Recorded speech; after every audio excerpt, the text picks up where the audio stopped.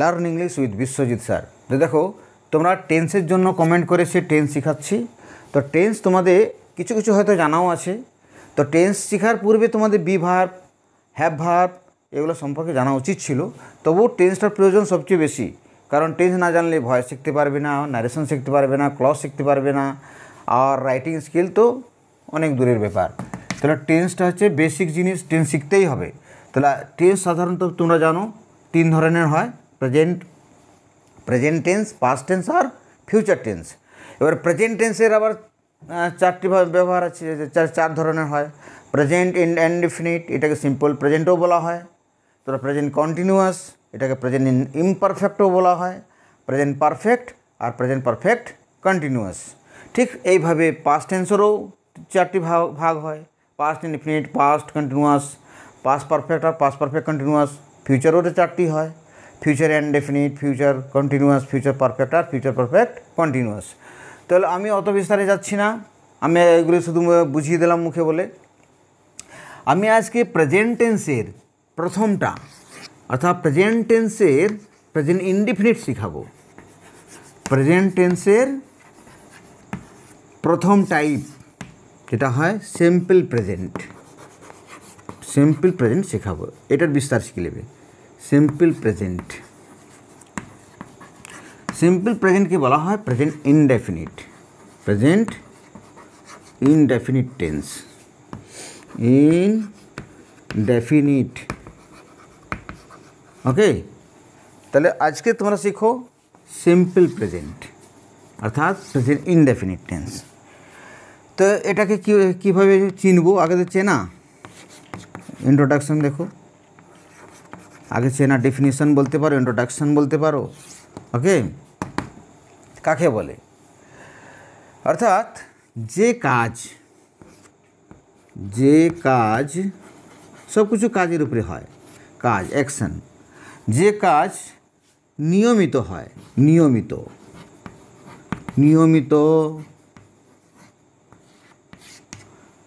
হয় কিংবা নিয়মিত হয় কিংবা অভ্যাসমূলক, অভ্যাস নিয়মিত হয় বা অভ্যাসমূলক হয় কিংবা চিরসত্য ঘটনা,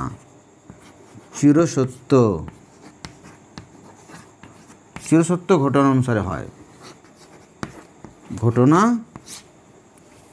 অনুসারে হয়।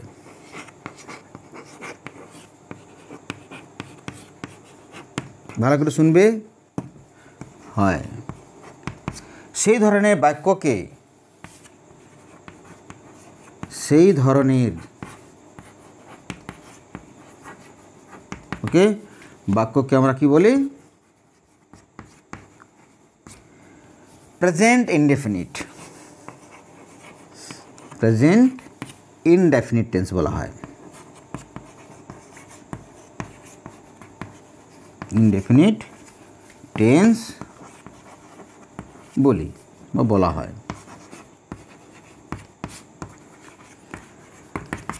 দেখো সবচেয়ে বড় জিনিস হচ্ছে তোমাদের এই ডেফিনেশন খুব একটা কাজে লাগে না, তোমাদেরকে বাক্য চিনতে হবে কী ধরনের বাক্যকে আমরা প্রেজেন্ট ইনডেফিনিট টেন্স বলবো।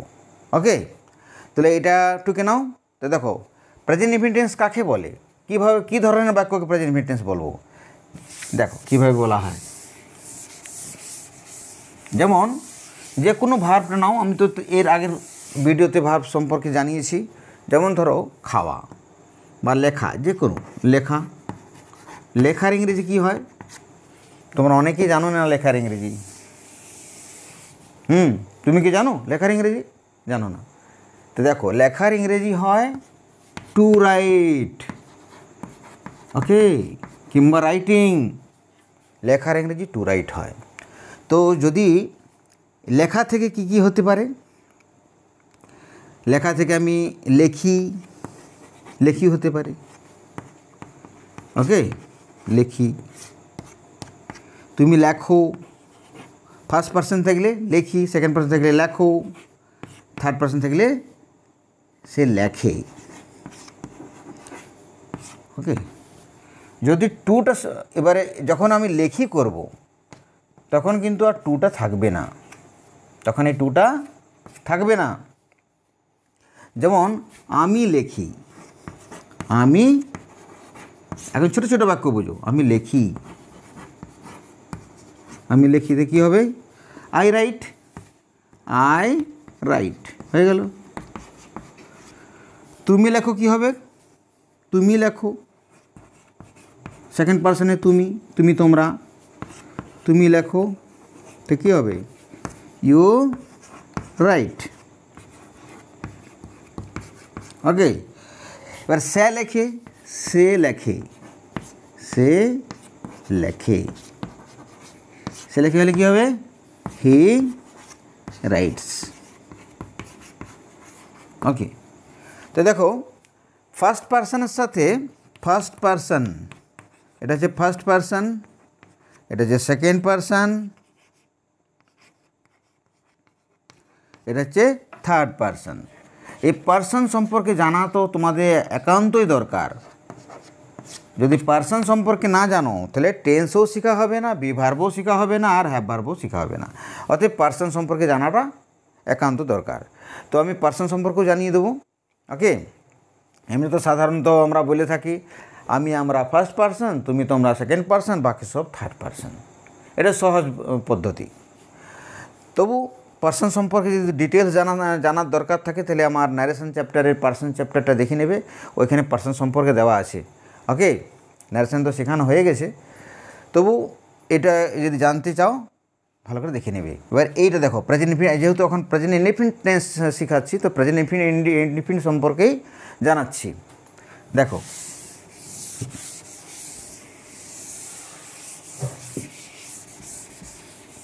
এরপর রুল আছে, প্রত্যেকটা জিনিসেরই রুল হয়, নিয়ম হয়। এই এর রুল কি, রুল মানে নিয়ম।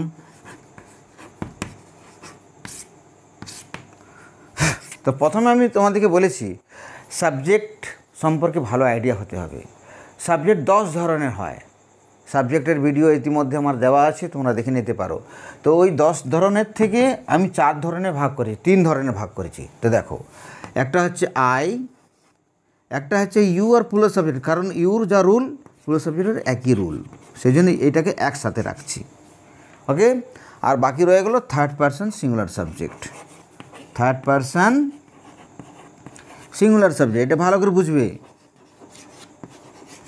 সিঙ্গুলার সাবজেক্ট তাড়াহুড়া করে বুঝলে কিছু বুঝতে পারবে না। যদি শিখতে চাও ধীর স্থিরভাবে শিখতে হবে। আই মানে আমি, ইউ মানে তুমি, আর প্লুরাল সাবজেক্ট মানে একের বেশি। আর থার্ড পারসন সিঙ্গুলার সাবজেক্ট হচ্ছে আমি, তুমি প্লুরাল সাবজেক্ট বাদ দিয়ে যে কোনো সাবজেক্টকে বলা হয় থার্ড পারসন সিঙ্গুলার সাবজেক্ট।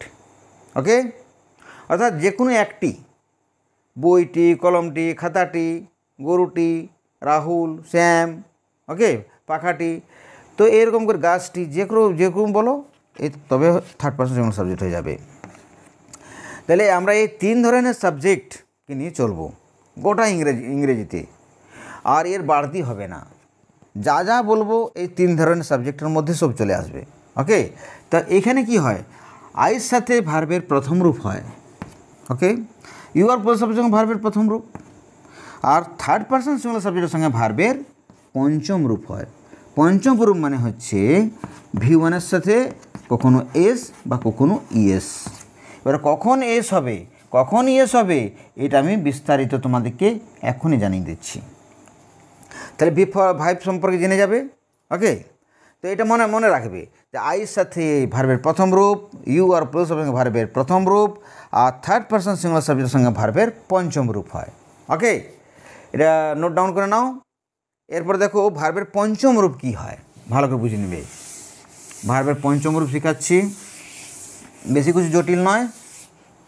তো V5 কাকে বলে?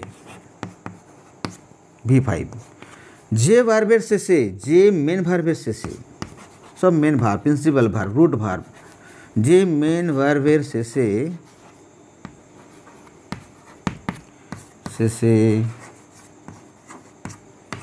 ও, CH, TCH, SS, SH, ওকে। আর থাকে দেখো এখানে Z x dot dot dot etc থাকে। তার শেষে কি হয়?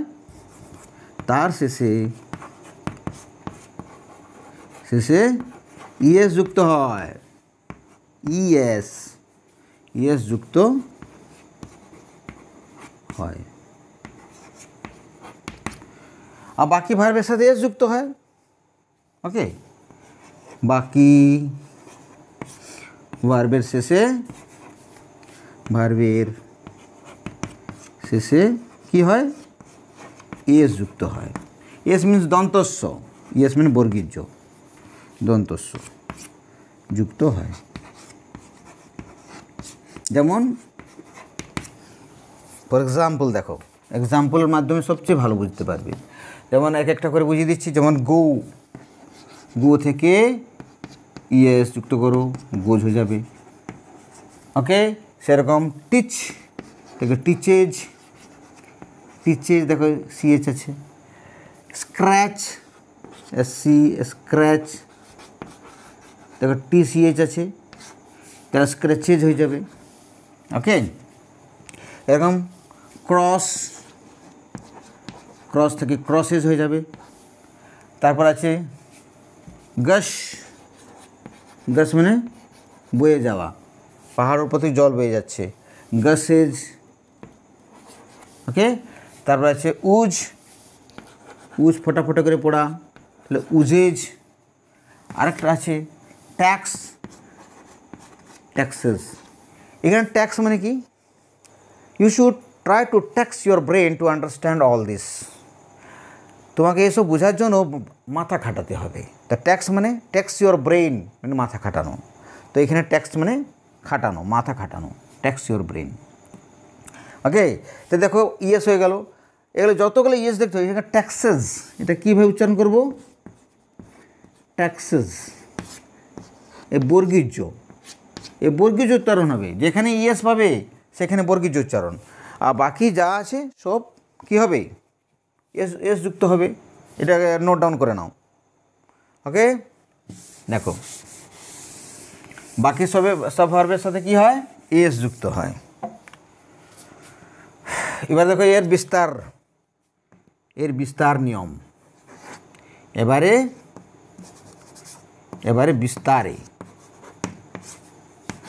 বিস্তার ভালো করে বুঝো। একটা টেন্স তো একসাথে শেখাটা বেশি বেটার হয়, কারণ আজকে কিছুটা দিলাম, কাল কিছুটা দিলাম, তাহলে এতে কী হয়? তোমাদের কনসিস্টেন্সিটা গোলমাল হয়ে যাবে। অতএব টেন্সটা যদি ভালো করে শিখতে হয়, একটা ভিডিও লেকচার শেখাটা বেশি বেটার, ওকে। নাহলে বোঝার অসুবিধা হয়। তাহলে দেখো এবার তো আর বোঝাতে হবে না। সাবজেক্টের সাথে কী করব? ভার্বের প্রথম রূপ কিংবা ভার্বের পঞ্চম রূপ দেব সাবজেক্ট অনুসারে। IU প্লাস সাবজেক্ট থাকলে ভার্বের প্রথম রূপ, থার্ড পারসন সিঙ্গুলার সাবজেক্ট থাকলে ভার্বের পঞ্চম রূপ। এরপর এর সাথে অবজেক্ট থাকে, অবজেক্ট লিখে দিচ্ছি, অবজেক্ট থাকে, আদার ওয়ার্ডস থাকে প্রয়োজন হলে বাক্যটা বড় করার জন্য, ওকে। এবারে একটি সাবজেক্ট নিয়ে আমি যাচ্ছি তোমাদেরকে সম্পূর্ণ বিস্তারে জানাবার জন্য। যেমন দেখো সে প্রতিদিন, একটু বড় করছি বাক্যটাকে, সে প্রতিদিন, বেশি হবে না, 6টা বাক্য হবে। সে প্রতিদিন সকালে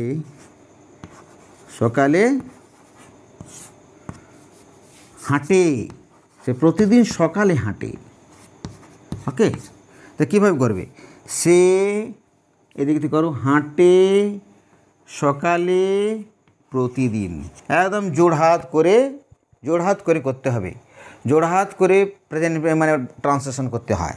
তো প্রথমে এইটা দেবে, তারপর এইটা লিখবে, তারপর এইটা লিখবে, তারপর এইটা লিখবে, হয়ে গেল। এটা কীভাবে হবে? হি হাঁটে, ওয়াক হবে না ওয়াক্স হবে, কারণ হিটা হচ্ছে third person singular subject. Ram walks, he walks, the cow grazes, okay. তো থার্ড পারসন নাম্বার থাকলে এস বা ইএস যুক্ত করতে হবে। তো সে প্রতিদিন সকালে হাঁটে, তো হি ওয়াকস ইন দ্য সকালে, ইন দ্য মর্নিং, পরপর করে যাও, ইন দ্য মর্নিং আর প্রতিদিন, everyday, in the morning everyday.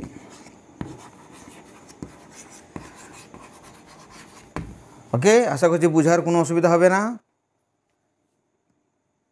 কারণ আমি এখন পর্যন্ত যাকে তাকে পড়িয়েছি কেউ না শেখা হয়নি, কারণ টেন্স সবাই ধরতে পেরেছে আর এটা খুব সহজ পদ্ধতিতে শিখে যাবে।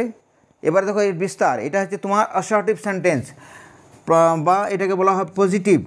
ওকে, এবার নাবাচক দেখো, নাবাচক, নাবাচকে কী হয়, নাবাচক, নাবাচক কী হবে, সাবজেক্ট, সাবজেক্ট অনুসারে কী করবে, ডু নট আর ডাজ নট, ডু অথবা ডাজ। যদি আই ইউ প্লাস সাবজেক্ট থাকে সাবজেক্ট, তাহলে ডু বসাবে, যদি থার্ড পারসন সিঙ্গুলার সাবজেক্ট থাকে তাহলে ডাজ বসাবে। ওকে, তারপর নট দেবে, আর যখনই ডু ডাজ বসে যাচ্ছে তারপর ভার্বের প্রথম রূপ হয়ে যাবে, ভার্বের প্রথম রূপ। তারপর অবজেক্ট আদার ওয়ার্ডস তো দিতেই হবে যদি থাকে। ওকে, তো এবার দেখো এখানে দেখো অবজেক্ট নেই, আর শুধু আদার ওয়ার্ডস আছে।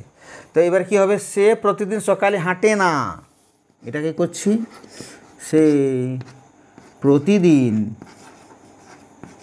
প্রতিদিন সকালে, সকালে হাঁটে না, হাঁটে না, তাহলে কী হবে, he does not, he does not walk, he does not walk in the morning, in the morning every day, in the morning every day, every day। ওকে, দেখে নাও, এরপর একটা স্ক্রিনশট নিয়ে নাও, আর বেশি নেই। এর দেখো প্রেজেন্ট ইনডিফিনিট টেন্সের ইয়েস কোশ্চেন কীভাবে হবে, ডু অথবা does plus subject plus V1 plus object plus other words. যেমন হবে এক্সাম্পল, তুমি কি প্রতিদিন সকালে হাঁটো না, সকালে হাঁটো হবে, সকালে হাঁটো, তুমি কি প্রতিদিন সকালে হাঁটো, তো কী হবে, do you walk in the morning, walk in the morning every day, every day. Next আছে দেখো নো কোশ্চেন, নো কোশ্চেনের স্ট্রাকচার কী হবে, ডু অথবা does plus subject plus not plus V1 plus object plus other words. তাহলে এর example কী হবে,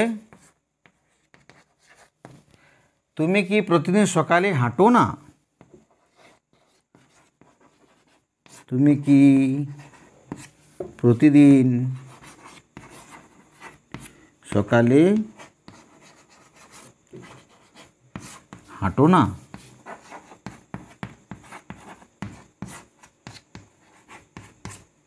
ওকে। কীভাবে দেখো, ডু ইউ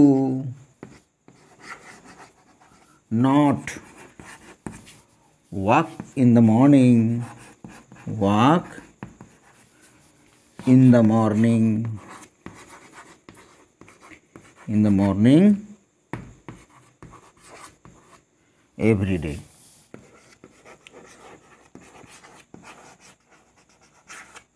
ওকে, যদি নাউন থাকে, এটা প্রোনাউন আছে বলে নটটা পরে হলো, যদি নাউন থাকে নটটা ডু এর পরে হয়ে যাবে। ওকে, আর করতে পারে। দেখো এটা দেখো WH plus yes question, do or does বসে plus subject plus V1 plus object plus other words. যেমন তুমি প্রতিদিন সকালে কেন হাঁটো, কোথায় হাঁটো, কীভাবে হাঁটো, যে কোনো WH দিয়ে করতে পারো। তো যদি কেন থাকে হোয়াই দিবে, why do you walk in the morning everyday. আগে এই স্ট্রাকচার অনুসারে বসিয়েছি। এরপর দেখো WH প্লাস নো কোয়েশ্চেন কীভাবে হবে, ডু নো কোয়েশ্চেন হচ্ছে ডু অথবা does plus subject plus not plus V1 plus object plus other words. যেমন সে প্রতিদিন সকালে কেন হাঁটে না, তো why does he not walk in the morning everyday. Okay, এভাবে বুঝে নেবে। এরপর আছে দেখো, ভিডিও ভালো লেগেছে, যদি ভিডিও ভালো লেগে থাকে কমেন্ট করবে, সাবস্ক্রাইব করবে। ওকে, আর যদি কোনো অসুবিধা থাকে কমেন্ট অবশ্যই করবে, কমেন্ট না করলে আমি বুঝতে পারবো না, কারণ কমেন্ট করাটা তোমাদের ক্ষেত্রে খুবই জরুরি। আর এবারে তোমাদেরকে শেখাতে যাচ্ছি ভার্ব ফর্ম। নেক্সট ভিডিওতে ভার্ব ফর্ম শেখাবো। Thank you very much, see you again in the next video.